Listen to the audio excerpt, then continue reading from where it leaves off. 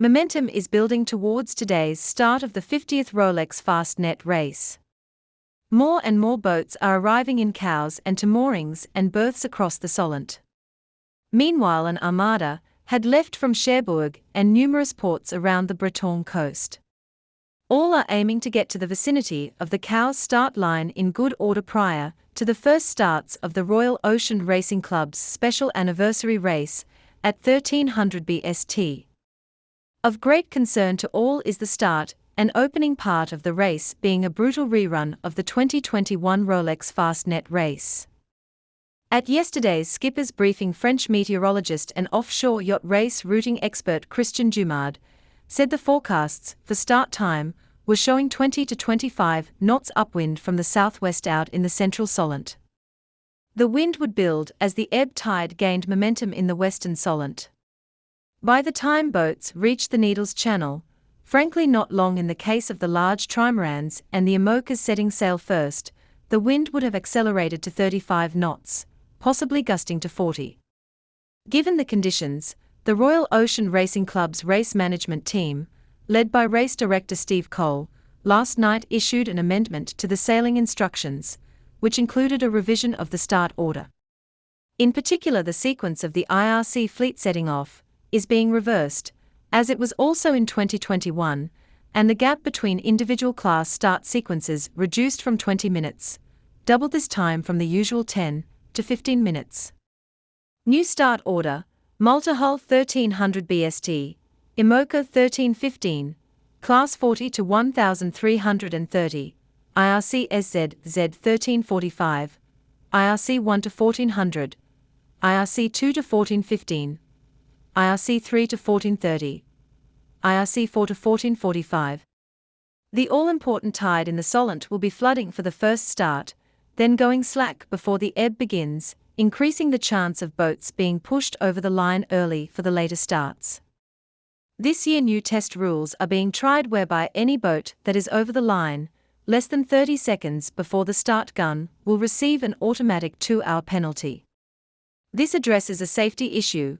We don't want boats struggling to get back up tide to restart if they are OCS, explains Cole. In addition to the gale force winds at the Needles and Hurst, Dumard also warned of the sea state there. It will be quite bad, because we expect for the first boats a 1.5 to 2.5 meter wave height, and the last boats at around 1700.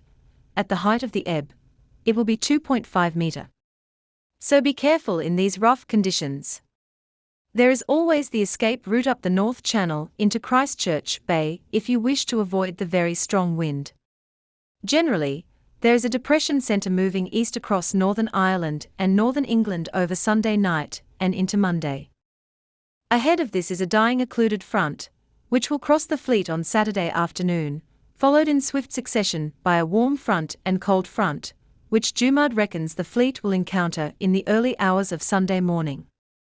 This will also bring rain, which he hopes will not be present for tomorrow's start. The sea state will deteriorate as the front approaches. The cold front should be over the fleet at 2300 to 0200, and after that conditions will improve very quickly the further west you are. Post-front the wind should decrease to 20 knots. Following on the eastbound meteorological conveyor belt is a trough with westerlies to its south and northerly or northeasterlies behind it, but Dumard warns, the models still diverge at this point. In the ridge there will be very light wind conditions, 5 to 10 knots, but the first boats will be in Cherbourg already, so won't be concerned by it. As the ridge moves away, we have another low pressure arriving with a warm front ahead of it and a cold front behind it. The wind tends to increase quite a lot, up to 25 knots from the west, ahead of the warm front. As ever, the significant final hurdle approaching the finish of this course is the Alderney race, where the current can run at up to 5 to 6 knots, a monumental problem for those arriving when it is foul and the wind light, although this is unlikely to be the case this year. Dumard warns, if you see 25 knots on the group file, it could be 32 knots and 35 knots in the gusts, and the sea state will be very rough. Be careful with this.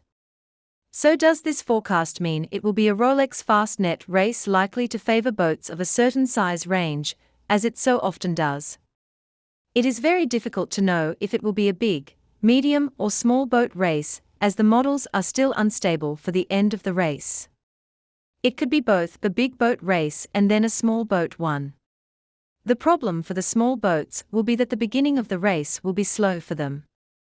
Other unknowns remain the exact timings of the arrivals of the fronts and the exact shape of the trough, which for example will dictate if boats are upwind, fetching to reaching towards the Fastnet Rock, and how much wind might still remain in it.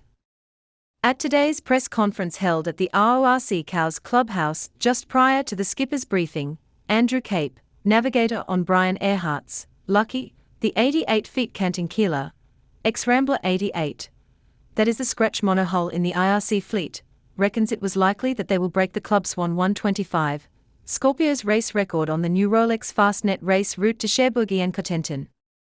It is 75% chance around 2 days 2 hours, so it is looking pretty good. But like anything with weather, we will just have to wait and see. 5/6 of the models have us breaking the record.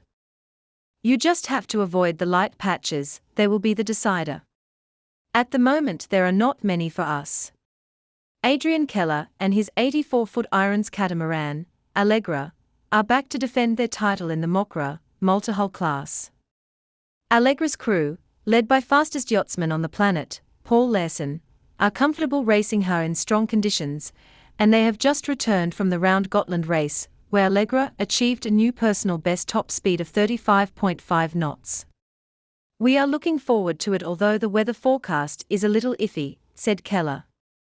This time, compared to 2021, it will be a little less choppy, but less wind too. We just did Round Gotland, and we had similar conditions. The Fastnet race is the ultimate.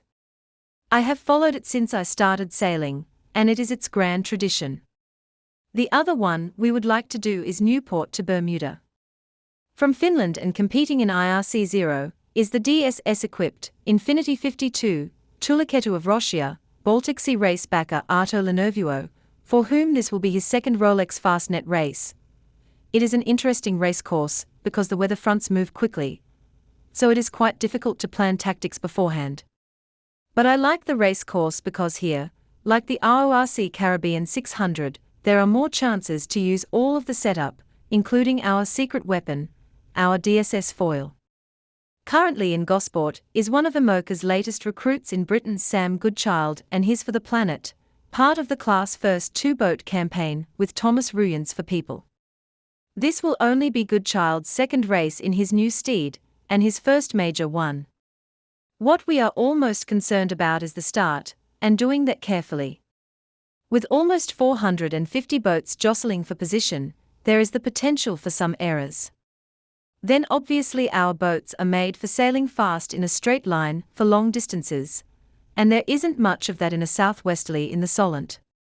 So we have to be careful tacking up the Solent double-handed, as even off the start line there are 28 other boats in our class. The first 12 to 18 hours will be full on with wind against tide. So we need to make sure we do that safely without taking any unnecessary risks. Among this huge lineup, Imocas favorites seem likely to be For People, and Jeremy Bayou's Cheryl. Among the smaller boats, one of the favorites will certainly be Richard Palmer's well-travelled JPK 1010, Jangada, the 2022 RORC Seasons Points Championship winner, and overall winner of the 7-star Round Britain race. In IRC 3, Palmer on this occasion will be sailing with his daughter Sophie. There is a feeling of déjà vu here, it is a bit like 2 years ago, said Richard Palmer. Hopefully it will be not quite as mental on the actual start line itself, but getting out through the Needles Channel in 25 to 30 knots, with wind against tide, getting over that bar will be quite a challenge. We will look at the escape route option of going out through the North Channel. As to whether it will be a big boat or small boat race, Palmer reckons it will all depend on the passage of the weather systems, with for example the faster boats having to sail more miles to reach the rock compared to the smaller, slower boats that might be able to lay it from further out.